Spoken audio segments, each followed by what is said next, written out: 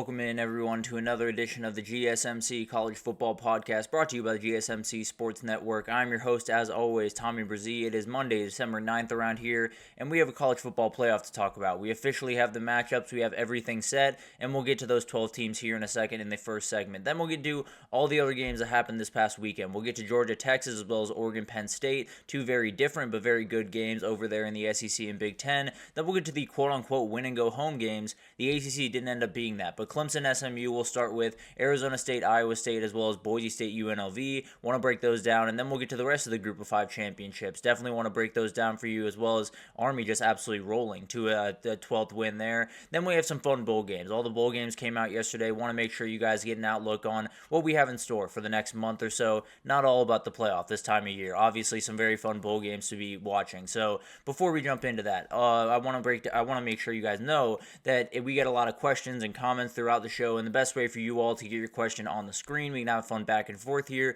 is to use the super chat. At the bottom of the chat on the Sports Network page, click that $sign, add any question, comment you'd like. It'll pop up on the screen, and we can have fun back and forth here. Definitely want this to be interactive, so utilize that. You can ask any question you have about the playoff, all that type of stuff, and I will be able to answer it very quickly. So let's jump into this thing, because we got a playoff to talk about. After all the talking, after all the craziness around the 12 team, after all the arguing around the 12 team, we officially have a bracket, and we'll start with the rankings just to make things a little bit more streamlined here, and want to just give some love to some teams before we probably stop talking about them, at least for a little bit here. So we'll start with the top 25 here. Memphis and UNLV get the love that they deserve at the bottom of the rankings for this year. Colorado the same. Army jumps up a couple of spots. Would have loved to see them jump up a couple more, if I'm being totally honest. Really impressive performance in the American title, but they're in the top 25 at the end of it. Syracuse and Illinois are two teams that I'm really excited to see what they can do in 2025. I think Fran Brown and Brett Bielema, have done an incredible job around there, and I do think it's going to be really fun to watch what this program can do going forward. Both those programs can do going forward, particularly Syracuse. Cannot wait to see what Fran Brown has next up there. Then you do have Missouri. Missouri. I'm just going to leave them alone for the time being.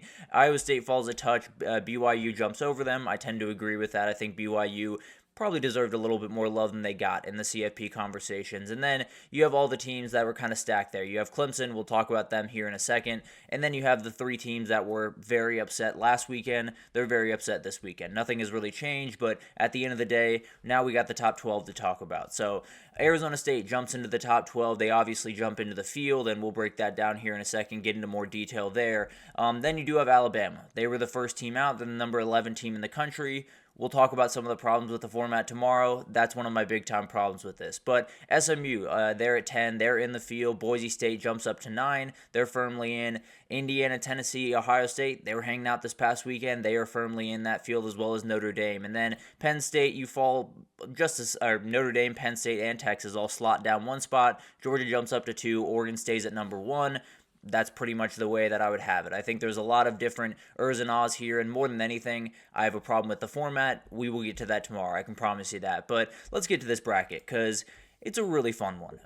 Regardless of what you think about this format, frankly, I have not been a Big 12-team playoff person. I think about 6 or 8 teams is probably the right number. I don't think we need any auto bids. I definitely don't think we need any auto buys, and that's something that we'll definitely talk about tomorrow. But overall, when I woke up yesterday, I was very excited. I definitely felt like Christmas morning, definitely wanted to see what the matchups were going to be, see what they were going to do with SMU, with Alabama, with Clemson.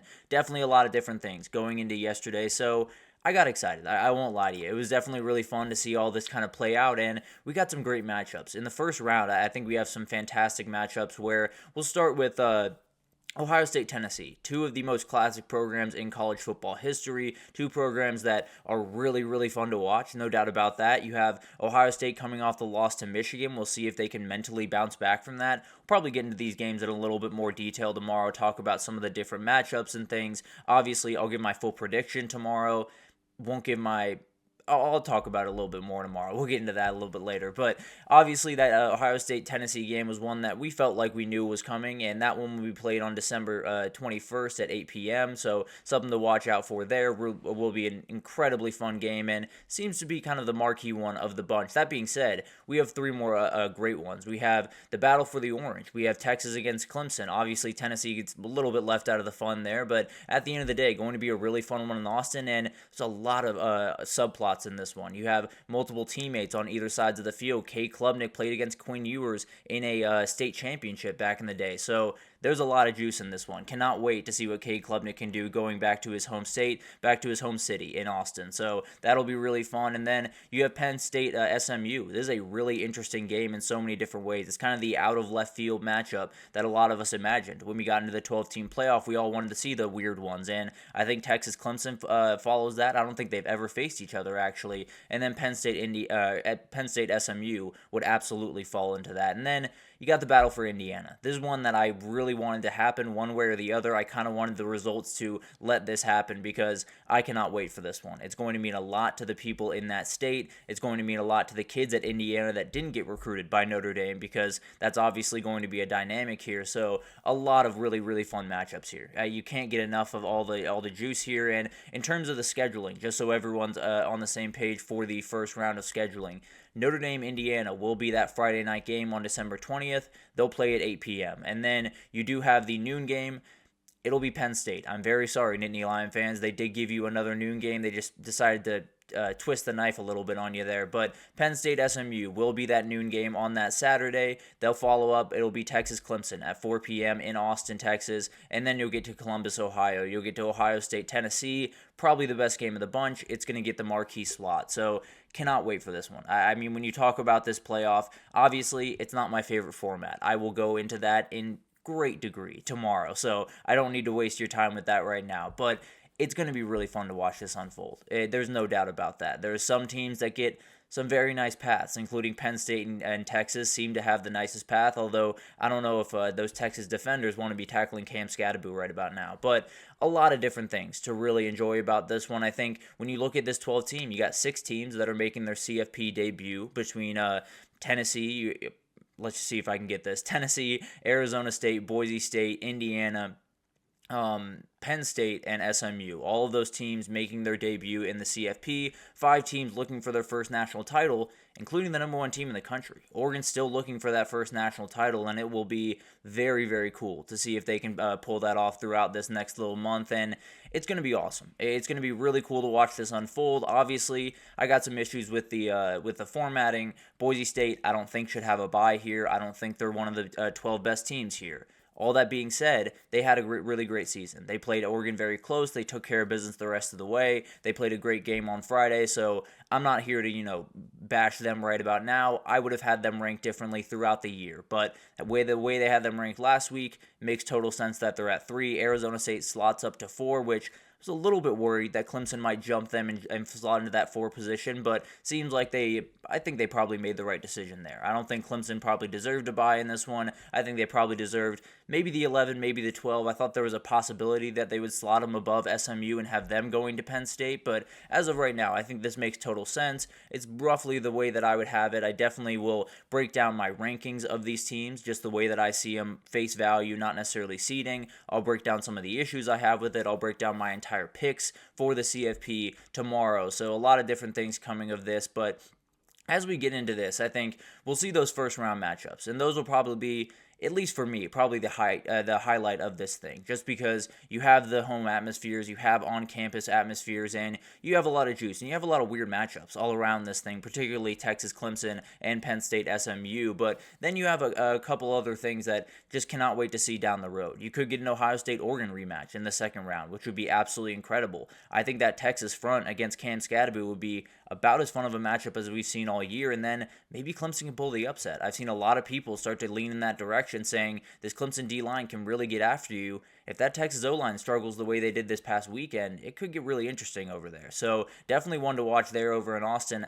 I would lean towards Texas as of right now. Obviously, I'll release my predictions tomorrow, but that's one that you're definitely going to want to watch. And then for Penn State SMU, the big question I have for Penn State coming out of yesterday was, can they stop explosive plays? Can they slow down those big-time, fast-moving, intense offenses? Because that's exactly what SMU is. I'm not necessarily saying that SMU can handle the physicality of what Penn State has, but they can make a lot of plays, and they can make Penn State try to keep up with them, and then maybe it ends up a little bit like what the Big Ten Championship was against Oregon, which we will talk about next segment. For Notre Dame, Indiana, I think it's all about just kind of 2 teams that not a lot of people believe in, to be totally honest with you. I think people still believe that Notre Dame is a team that I believe paper tiger is a way people describe it, where you haven't necessarily played a big time talent. When you have played the elite teams on your schedule, or excuse me, when you have played, really great teams, you've played well from time to time. Indiana, you obviously had that game against Ohio State, did not play very well. For Notre Dame, they have the terrible loss to NIU.